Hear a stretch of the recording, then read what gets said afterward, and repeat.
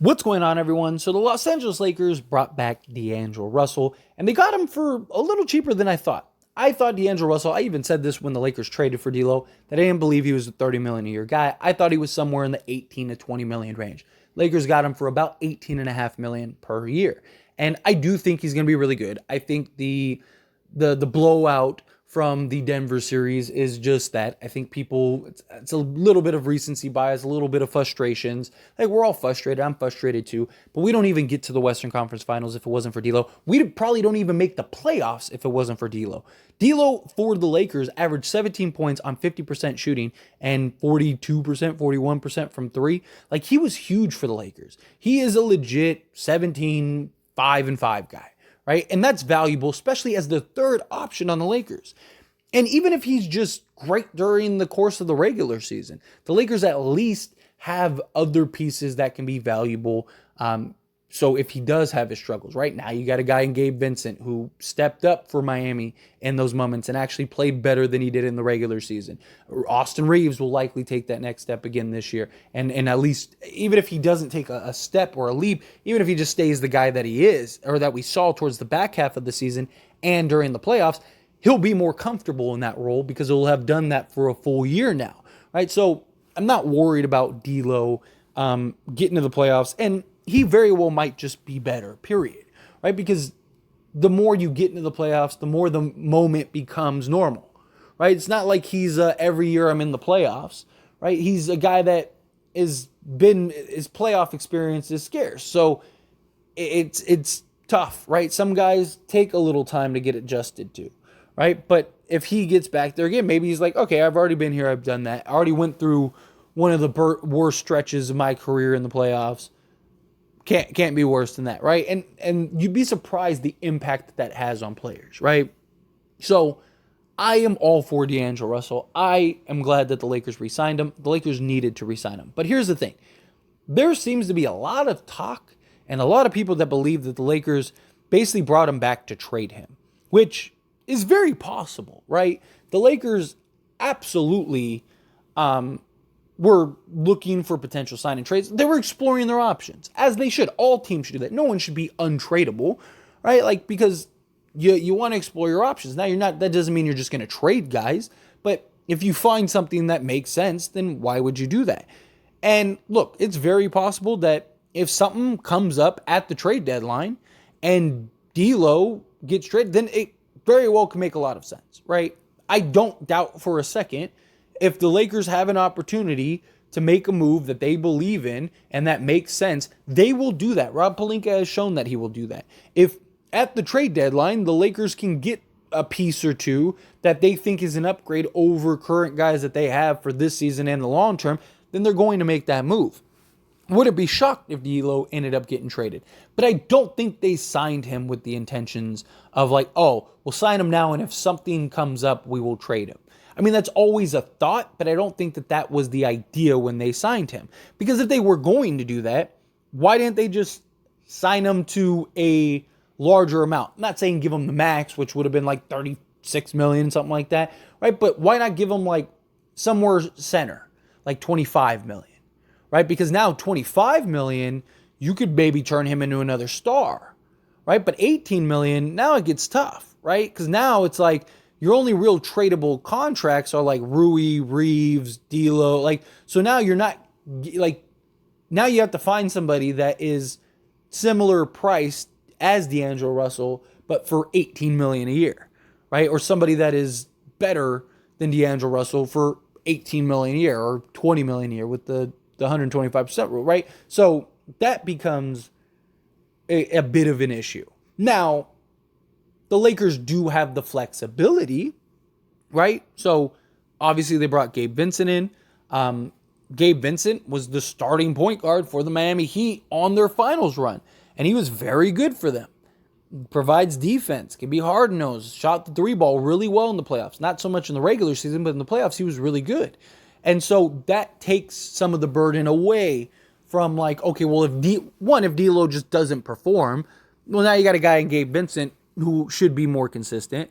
And then on top of that, if you do end up finding a trade for D'Lo, well, if it's for, let's say it's not for a point guard, well, you have Gabe Vincent that you could plug in and play that role as the starter if need be, right? And then you kind of figure it out from there. Especially if you're going for a playoff run, you can run LeBron at the point if you have to. Whatever you got to do, figure it out.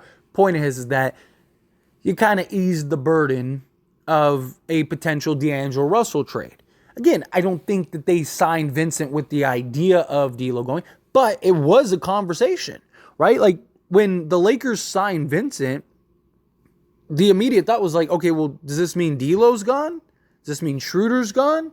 Are they going to bring Schroeder back and move Gabe Vincent? And then there was the talks about, oh, Gabe Vincent is probably going to be the starter because he was just a starter in Miami, right? So makes sense. The Lakers would bring him in as the starting point guard. He's prototypical type of point guard next to LeBron James, right? Think like George Hill, Deladova, like guys like that. That's kind of what LeBron likes next to him. Okay, cool. Or even Avery Bradley, right? During the championship run. But then we got the talk of like, well, maybe D'Lo doesn't start. Like there's going to be competition in the camp. That's how it always is. D'Lo's going to be the starting point guard. I don't think anybody, like Gabe Vincent, I don't think signed with the idea that he was going to be the starting point. I think he knew what it was, but he's going to get his minutes because D'Lo can play really well off the ball. So can Gabe Vincent. Like he's going to get his playing time. That's not going to be a concern. Also, Lakers have Austin Reeves. They brought Austin Reeves back. There were the reports that came out that Austin Reeves is supposed to be playing point guard more. Like the Lakers really want to kind of utilize him as another point guard, which if he can step into that role, which he did at times, but if he can get more comfortable in that role, then again, that makes D'Angelo Russell expendable. He's also on a much cheaper contract the next several years. So if you did get, and I'm just throwing a name out here, but like let's say you went and you traded D'Lo for like DeMar DeRozan at the trade deadline or something. Chicago's doing terrible. They don't want to just lose DeMar for nothing. Okay, well, we'll take D'Lo in whatever, a first or something, right? And the Lakers get that. Well, you could just move Austin Reeves to the point and then run DeMar at the 2 and then have whatever is Prince, Rui, Vando, whomever at the 3, LeBron at the 4, and then AD at the 5. There you go. Perfect, right? Like, it gives the Lakers the cushion for if something is on the horizon, they can make that move. They can make that adjustment. But I don't expect it. It's not something that I'm counting on happening. It's not something that I foresee happening. It's not something that I necessarily think. Rob Pelinka has shown if something comes to the table and he looks at that and goes, oh yeah, that's definitely a move that we should make, then he's going to make that move, right? If some team wants D'Lo, because D'Lo also has a player option, right? So there's a team that could look at it and go, okay, well, $18.5 million, maybe we got a guy that's long-term that we kind of want to unload, or, maybe it's a guy that, whatever, right? The Lakers can make that trade. D'Lo's going to want more money, so he's probably not going to opt in, right? It's a win-win. It gives the Lakers the flexibility, but it's not something where it's like, we just lost our starting point guard, now what? Oh, it's okay. We got LeBron who could play point guard in a pinch if we have to. We got Austin Reeves. We got Gabe Vincent. These are two guys that we can trust and can perform and handle the ball and play make and do the things that we need to do. So it works out. But I think the intention, Rob Pelinka said the intention all along was to keep the core. Keep D'Lo, keep Reeves, keep Rui, right? And Rui and Reeves were the big, like that was 1A, 1B, right? D'Lo was like B, right? They wanted to keep all three of them, but they prioritized Reeves and Rui more than D'Lo, which makes sense, right? Rui being a sizable wing, that's very important, very valuable. Austin Reeves kind of can give you a lot of what D'Lo gives you. I do think D'Lo is the more natural player right now, but we'll see what happens with Reeves. Does he take that next step? Does he continue to perform? Does he regress, right? Was that just a moment, or was that something that he can sustain? We'll see. We've seen lots of guys have really good years or really good moments and then kind of take a step back. But I don't see D'Lo going anywhere. It is a real talk that I just have seen ever since the Lakers sign D'Lo. It was like, yeah, it makes sense. They brought him in with the idea of like, okay, well, we can always trade him later on down the line. I don't really think that that was the idea or the thought.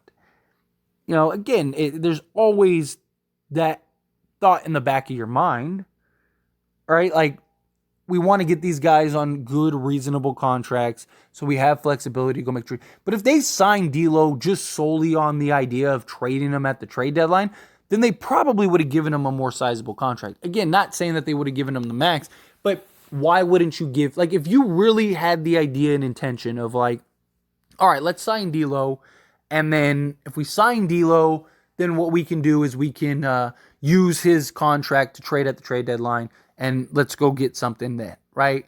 Or if somebody wants to sign and trade at some point, okay, well, cool, we can do that, right? Then why wouldn't you give him some, like, a middle of the pack contract at like 25 million to where you could go get two pieces for D'Lo, or you could go get another star or an upgrade in D'Lo, right? Like I mentioned earlier, like maybe you could go get DeMar DeRozan, trade D'Lo in a first for DeMar DeRozan. Well, right now you can't. Right now, if like that is on the table, you'd have to give up D'Lo and something else. So who's that something else, right? Is it Prince? Is it Vando? Is it like what's the piece that you end up having to give up now that if you gave a middle of the pack contract for, right, then you wouldn't have had to trade it. You could just swap them, right? Because if D'Lo's making 25 million and DeMar's making 27, 28 million with the rule, what is it, 110% now, you should be able to clear that. There you go. Worst case, you just throw in like a vet minimum guy. Whatever, right? There you go. But now, can't do that. That's why I don't think that was the intention. Don't expect D'Lo going anywhere. Probably here for the long term. And I'm okay with it. I really am. I like D'Lo. I like D'Lo a lot. I think he's going to have a really good year for the Lakers. I think he's going to be very important and very valuable. And if something comes up, of course. I don't believe anybody should be untouchable. That means Reeves. That means Rui. Like, people always say, like, oh, like, Reeves should be untouchable. Like, really? So, like, if tomorrow the Bucks called you and were like, hey, we'll trade you Giannis for Reeves, you're going to be like, no, sorry, we love Austin Reeves. He's untouchable. Stop. Like, come on. Nobody is untouchable. Now, that doesn't mean you just trade them and give them away. But if something makes sense, you do it. But anyway, as always, this is a discussion, so I pass the question on you. Let me know your thoughts and opinions down in the comments below. What do you think? Agree with me? Disagree with me? Think D'Lo will get traded at some point? Do you think that, he's a starting point guard, he's not going anywhere? Have you feel whatever your thoughts are? I'd love to hear it. Let me know down in the comments.